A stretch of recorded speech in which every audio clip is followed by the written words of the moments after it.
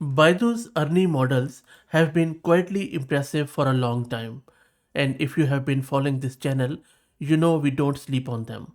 From language to multimodal, the ERNIE family keeps delivering, and today we have something new for you to look at. Meet ERNIE-Image Turbo, Baidu's open text-to-image model built on a single stream diffusion transformer architecture, and that is what we are going to install in this video and test it out. And you can see this is the quality of images this model can produce, but we are not going to just take them for their word. Let's get it installed and we will try it out. I will also be unpacking the architecture in as simple words as possible. This is my Ubuntu system, and this is my GPU card, NVIDIA RTX 6000 with 48 GB of VRAM. If you're looking to rent a GPU on very good price, you can find the link to Best Compute in the video description with a discount coupon code of 50% for range of GPUs. So next up, let's install SGLang because this is what we are going to serve this model. And now let's install this from the root of the repo, and I will drop the link to it in video's description. Everything is installed, and now let's serve the model. I'm just going to serve it with SGLang serve, and first time it is going to download the model. Now while the model downloads, let's talk about its architecture because I think that is something very interesting which I'm sure you are going to enjoy. So Baidu's open text-to-image model is built on a single stream diffusion transformer architecture. This is the distilled version of their full ERNIE-Image model, which is also available. And the headline number is 8 inference steps here, by the way. That's it. This model takes only 8 steps to get a high quality image. No compromises on instruction following, no sacrificing text rendering, nothing. And that is what makes it quite interesting. And you can see that it can handle posters, comics, multi-panel compositions, dense text overlays. And this is what we are going to test shortly. I wanted to show you this file structure in their model card because that is something very cool. They also provide PE with the model, which is positional encoding weights that tell the model where things are, especially in the image. Then they have PE tokenizer, which is a tokenizer for the positional encoding system.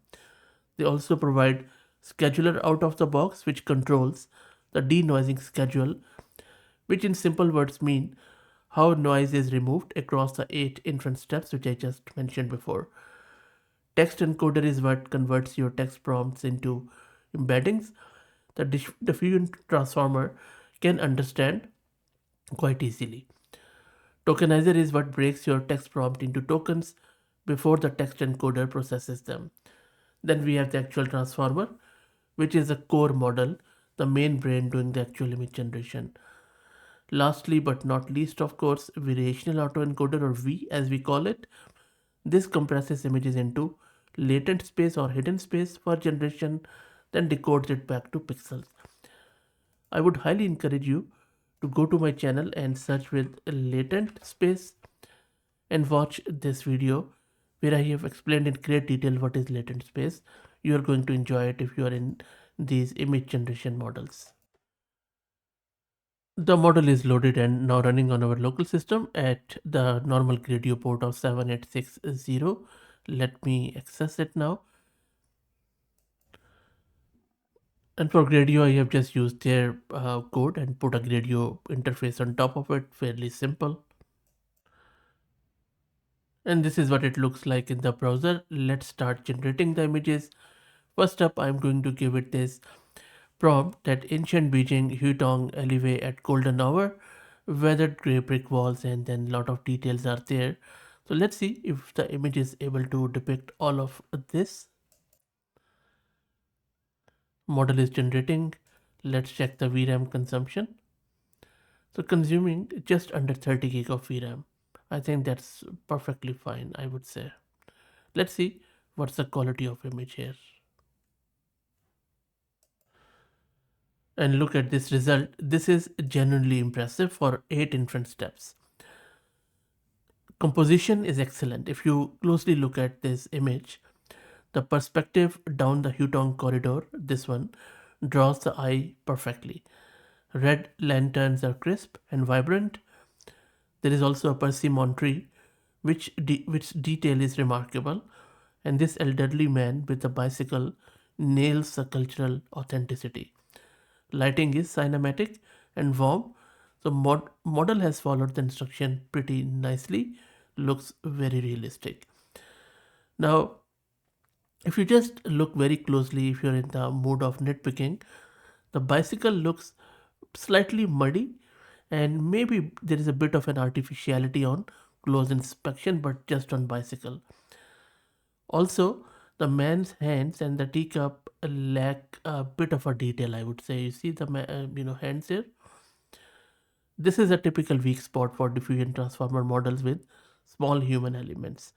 But if you look at this cobblestone texture, it is quite good overall. So I would say pretty good result. Let's try out another one, and this time I'm going to give it a human, test of a young woman with short and very brown hair and slightly messy look.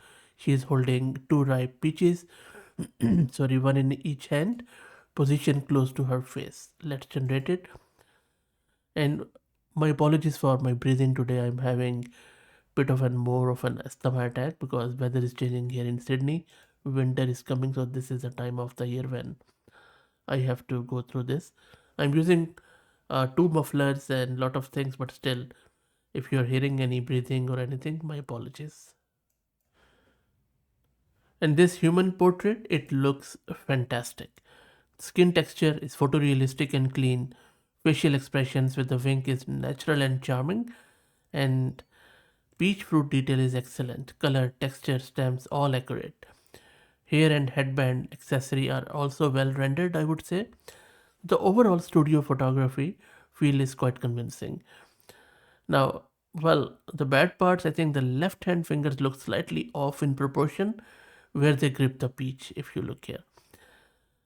Background is slightly flat, but that is fine. Look, I think it's a strong portrait and object realism here. Hands are the usual tell that it's AI, but only on close inspection. Instruction following on object placement is spot on. Model is impressing me a lot, by the way. And now look at this prompt and result. In this one, we are testing complex multi-subject structured with specific breed per position placement of these cats. And I'm going to see that if it has done object inclusion and background detail, which it has. So you see, I asked it to create an image of 4 cats. It has done it. And then there are various features of these cats. Now, if you just check out this prompt, and I'll just scroll through, the model has really nailed all 4 breeds in correct order. I also asked it to put this GoPro camera with visible logo placed accurately. By the way, this video is not sponsored by them, and I don't use GoPro, and I might not ever, who knows. Anyway, so, but it has done it quite well. Lighting is good, background has matched perfectly. The only problem here is that it has duplicated panel output. I didn't ask it to do that. It has generated the same image twice, stacked vertically. So instruction following is top tier. The duplicate output bug is the only thing holding it back. Maybe when I run it again, it might not do it. Maybe let's do it quickly. Let's check it out. Second time is a charm and it has done well. Okay, let's try to do the text rendering because that is a big claim of Baidu. So I'm asking it to do me a vintage style travel poster for Sofia, Bulgaria. At the top, there should be some text like Visit Sofia, and then there should be a cityscape showing this cathedral, and then there are various other things which I wanted to do, like this Vitosha mountain visible in the background. Let's see what it does. And this is the result for you. And the overall, I would say, visual composition and layout is outstanding. Now, the great thing is that you see that Visit Sofia at the top is perfect, bold, clean, correctly spelled. Then we have this cathedral with gold domes. Vitosha mountain is in the background, autumn trees, retro aesthetic and color palette all nailed beautifully. The problem is that the bottom text reads Barkins, whereas I asked it to do Balkans. which is a classic text rendering failure on less common words maybe. But anyway, I think the visual composition is really outstanding. But uncommon words in body text remain the weak spot, which is quite a known limitation across major image generation models. And now look at this result where I'm testing this comic strip with sequential narrative, speech bubbles, and text accuracy. I'll just scroll through this text prompt. So this was a 4-panel comic strip with clean black borders, and then I am defining all the 4 panels here. There is a NASA control room, operator, and all that stuff. So if you look at the image, all 4 speech bubbles are perfectly spelled and correctly placed. Narrative sequence flows logically panel to panel. Character consistency across all 4 panels is impressive. NASA control room detail in panel 4 is really good. I'm actually not only liking this control room, but look at the expression. The only thing is that this panel 2 shows the astronaut waving rather than tripping over a rock. So I think that is bit of a missed action detail. Also, the floating in panel 3 looks more like rocket powered flight than drifting helplessly, because that is what I explained here. But anyway, text rendering in speech bubbles is flawless. This is where ERNIE-Image Turbo genuinely stands out from the competition. Layout and character consistency are excellent. Minor action interpretation misses, but overall, a very strong result. Let's do another comic test, which is our favorite one. So let me generate it. So this is where a 4-panel comic strip with clean black borders. In panel 1, there is a middle-aged man with a goofy grin pushes a lawnmower across a severely overmowed backyard patchy dirt. And then, there's a panel 2. I'll just scroll through, and there is a bouncing happening on trampoline. If you're new to the channel, you will know soon. And this is a panel 3, close-up of a man with sheepish, embarrassed expression. And then 4, the woman at peak of trampoline jumping, giving a casual wink. And then there is, I may have overmowed, and then, bright sunny suburban atmosphere. Let's wait to see what it generates. Okay, so now if you look at this result, overmowed dirt lawn is perfect and consistent across all panels. Suburban fence and setting is also quite good. Speech bubble text all correctly spelled as I wrote. Narrative progression makes sense from left to right. Character expressions are appropriately exaggerated and funny for everyone.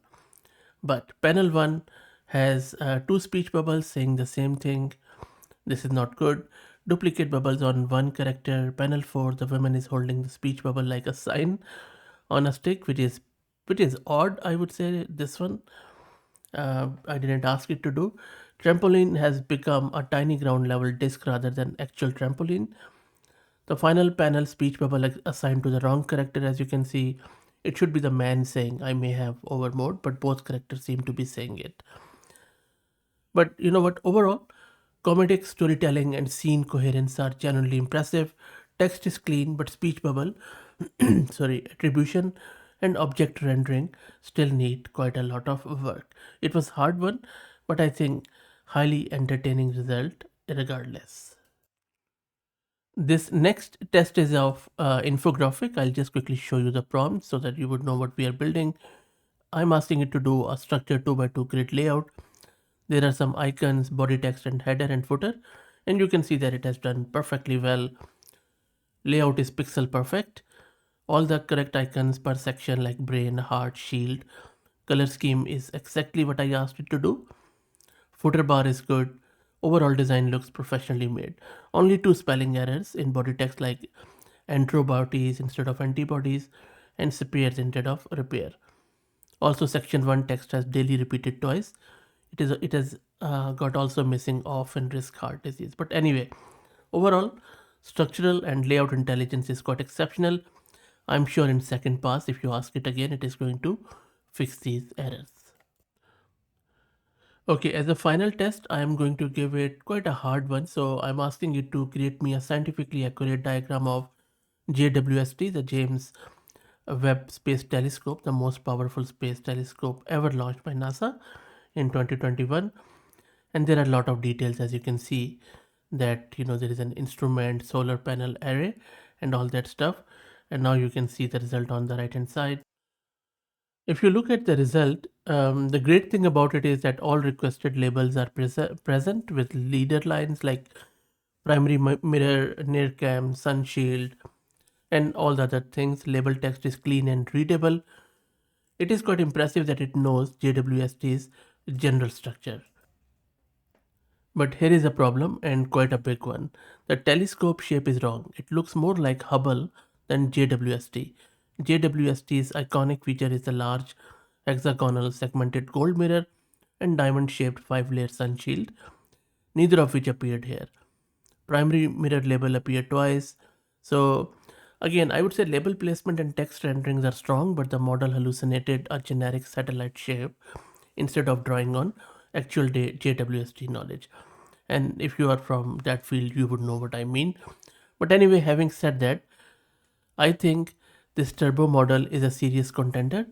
Baidu has quietly built one of the best open image generation models out there for this month, I would say. And the fact that it just runs in 8 steps is quite impressive. Let me know your thoughts. Please follow me on X for AI updates, and feel free to like and subscribe and become a member of the channel. Thank you for all the support.